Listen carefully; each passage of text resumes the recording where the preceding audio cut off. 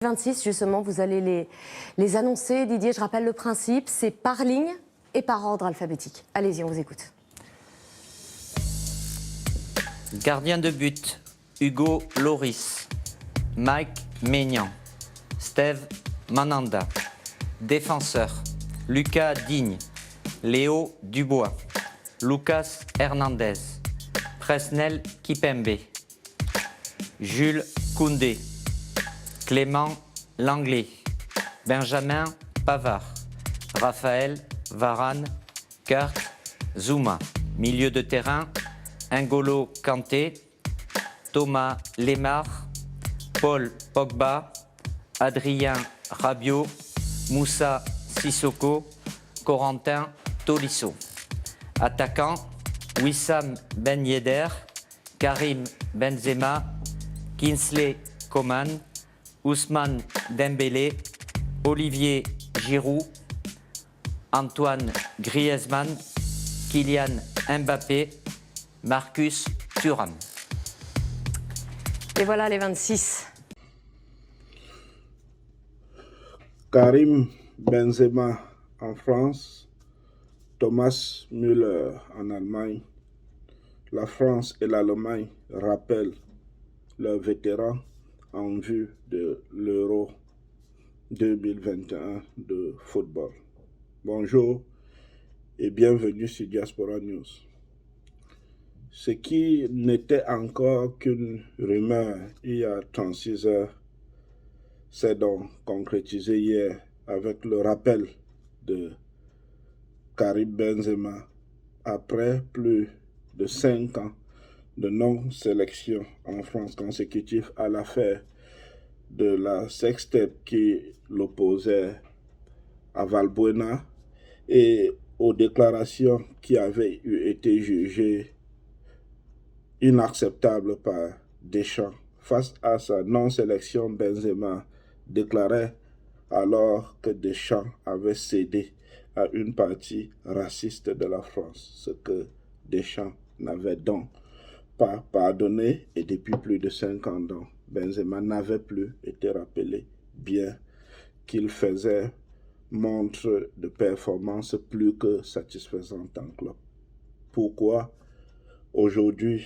Aujourd'hui, parce qu'un ensemble de conditions ont été réunies, parce que mieux que par le passé, Benzema a eu une saison extraordinaire. Il a presque à tout seul porté le Real Madrid. On comprend bien qu'un tel rappel ne peut avoir eu lieu sans qu'il n'ait un travail en amont, ce que nous appelons dans le jargon sportif des actes préparatoires.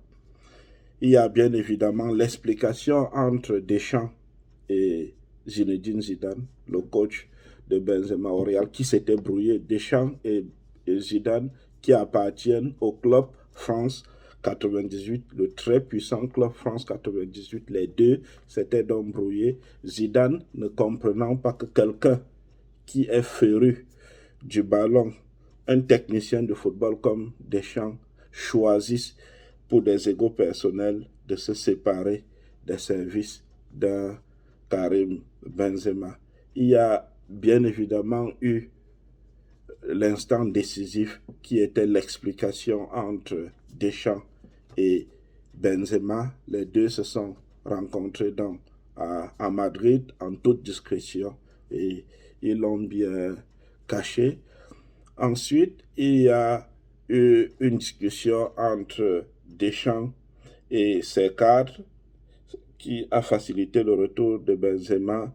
On sait que Varane ne devrait y voir aucun problème, lui évoluant au Real Madrid avec Karim Benzema, que Pogba porte Benzema dans son cœur, que Griezmann est ami et même pote à Karim Benzema et que Benzema a toujours dit tout le bien qu'il pensait de Kylian Mbappé, la tête d'affiche de l'équipe de France. Et Benzema a toujours prouvé par le passé qu'il savait se mettre au service des autres, qu'il savait se faire discret et son intégration ne devrait en principe poser aucun problème. Certains avancent l'idée que Giroud bouderait parce que le rappel de Benzema le pousserait directement au banc. Mais il faut rappeler que même lors des dernières rencontres avec l'équipe de France, Giroud, de par la mauvaise saison qu'il a cette année, même s'il a des états de service en équipe de France, n'était plus un titulaire indiscutable et on allait plutôt avec une ligne d'attaque avec Kylian Mbappé, Griezmann et Ousmane Dembélé ou Kingsley Coman. Donc cela aussi ne devrait pas poser de problème, ajouté au fait que Giroud et Benzema par le passé ont évolué.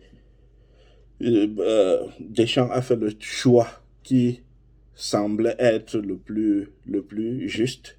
Si cela passe, on lui jettera tous les lauriers. Si cela casse, on dira qu'il a sacrifié l'équilibre du groupe, mais au moins, il aura pris la décision qui, sur le plan de la performance sportive, se justifiait.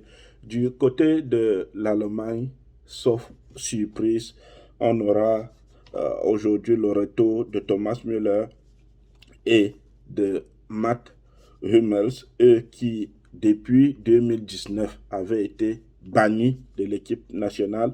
Pour eux, la décision était plus facile. Il n'avait d'explication à donner à personne, entendu qu'il a déjà décidé de quitter son tablier à la fin de l'Euro, mais lui voulait quitter sur une note apaisée. Il voulait réunir toutes les forces pour donner plus de chance à l'Allemagne de pouvoir s'imposer. On sait que Müller est le joueur le plus populaire en Allemagne et l'atmosphère aurait été tendue pendant toute cette Euro si Müller n'avait pas été là. On va simplement regretter qu'ils avaient été bannis à 3 avec Jérôme Boateng et qu'aujourd'hui, il n'y a que 2 qui reviennent, alors que Jérôme a aussi fait une saison qui suffisait pour qu'il puisse aussi bénéficier de cette chance-là.